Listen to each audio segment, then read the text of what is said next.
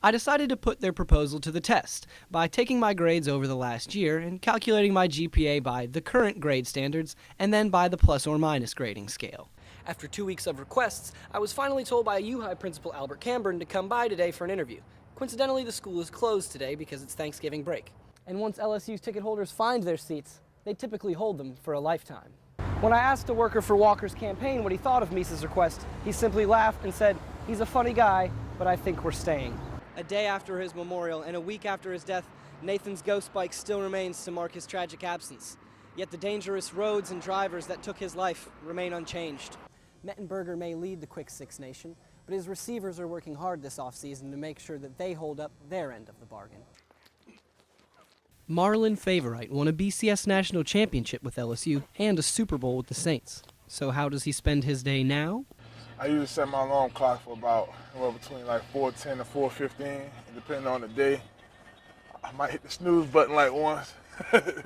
Favorite juggles 4 careers daily, leaving his house before sunrise and returning home under the same streetlights at night. To be honest with you, man, this life is a wreck. I can't lie to you, it's very frustrating at times. Favorite now battles in the trenches for the New Orleans Voodoo, where he captains the team and serves as a pillar for community support. At the same time, he manages a growing personal training business, coaches football at De La Salle High School, and maintains a musical and acting career. Most men would wear down under the circumstances, but he seems to be the happiest man in every room he enters. That's a beast, ain't it? He never has a bad day. Yeah, I've never heard Marlon complain. Like I said, Marlon doesn't have bad days. All the ventures he puts himself into and the energy to do his profession, that's a goal. That's a stepping stone for where I can go to. Favorite's road has never been easy. 11 different NFL teams signed and cut him after finishing a stellar career at LSU in 2008. An up-and-down battle that family members like cousin and mentor Robin Kendrick said took a toll on the big man and his support system. Every few months, he's like, "This one called me." We like, "Yeah." They cut me. This one called me. "Yeah." They cut me. This one, this happened like 11 times. You cut on the TV, you see the stars. You don't see the guys that's on the sideline in sweats that don't know if they're going to be on the team that next Tuesday. You don't see the guys on the bench that's on that's on thin ice. Favorite's refusal to fail led him to the Arena Football League, where he now captains the Voodoo in front of his beloved hometown crowd. All you got to do is see the intros at the game, and when Fav runs out, people go nuts. But Favorite will tell you his most important job of all is supporting and raising his 2 young sons with his wife Tanisha, who also works a full-time job while attending classes. You can have all the money in the world, man, but if you don't have anyone to share it with, it's pointless. Favorite sees his business as a way to support his family long after his playing career is over. But for now, he seems happy to live in the chaos. For me to be the man of this household and to be able to, lead these troops, man, it's just been a blessing, and I couldn't do it without my wife. Reporting for Tiger TV, I'm Ryan Baniewicz. It's hard to win games when you don't score runs. And LSU pitching coach Alan Dunn knows the formula for a scoreboard full of zeros. It really comes down to one thing, is taking that ball and hitting that glove. This is only Dunn's 2nd season in collegiate baseball, but head coach Paul Maneri isn't concerned with a lack of experience. Believe me, AD's got this coaching gig figured out. Dunn's yeoman-like work ethic and attention to detail helped reshape the LSU pitching staff, and coaches and players alike can attest to his passion for the game. Well, let me tell you, he's intense. Oh man, you can see him giving the signs to the catcher. His eyes are so big, and he's real intense because he wants to win. He likes to compete. But Dunn is doing more than helping pitchers put strikeouts in the stat column. He's using his 20-plus years of experience to land them careers in the majors. For me, pitching is pitching. I don't care if you're pitching in high school, college, professional baseball. He's just trying to share what he can with us, and we just try to pick his brains and just absorb what we can. When you've worked with 25 or 30 guys that have gone on to play in the major leagues, you've worked with some of the best pitchers in the world. Kevin Gausman, who's currently a top 30 MLB prospect, once told Coach Maneri the impact Dunn had on his pitching last season. He goes, "Coach, I have such confidence in AD. If he told me to throw the ball between my legs, I would. I know that there'd be a reason for me to do that without questioning it." But Dunn seems solidly focused on one thing only on a day-to-day basis, keeping his staff on top of their game. When you get between those white lines, just go out and compete. And that's what we're trying to do. Every game is trying to compete, and I think that's what pitching is. You give your team an opportunity to win. And that's what we're trying to do, game in and game out. For Tiger TV, I'm Ryan Baniewicz.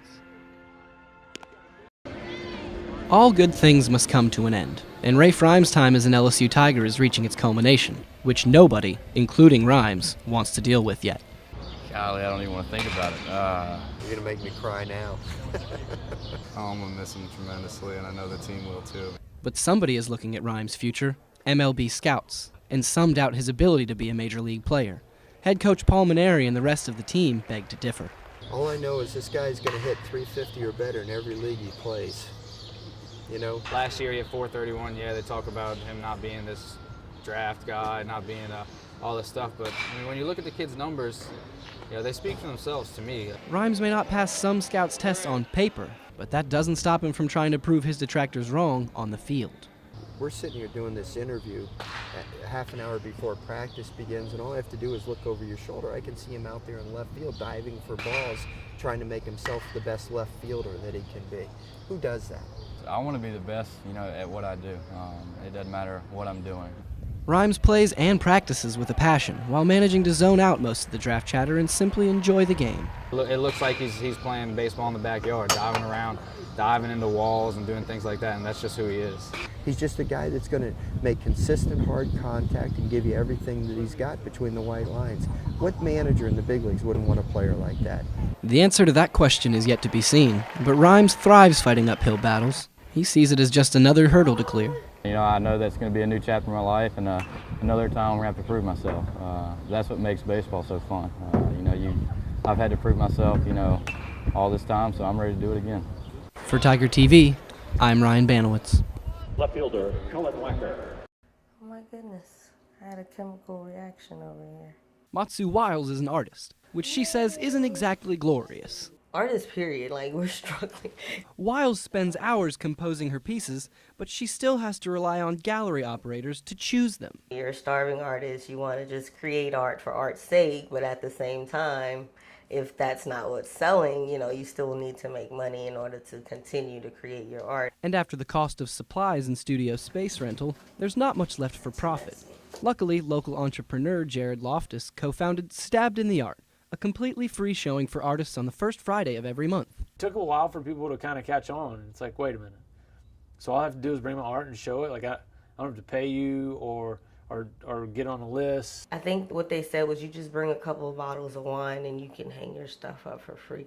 What? Event leader Charles Mouton Lanphier said artists like Wiles jumped all over the opportunity to display their creations, some for the first time.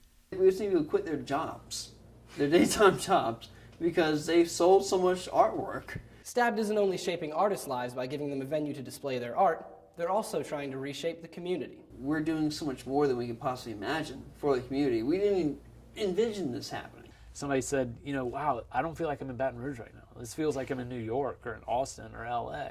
Stabbed in the Art's previous host site used to be vacant before Loftus moved in. Now the space houses an upscale barbershop, which is a turnaround Loftus and Mouton Lanphier hope will follow Stabbed to its next home. It's time for Stabbed in the Art to take its next step and go to a new location and kind of spread its wings and let it do its thing. Reporting for Tiger TV, I'm Ryan Baniewicz.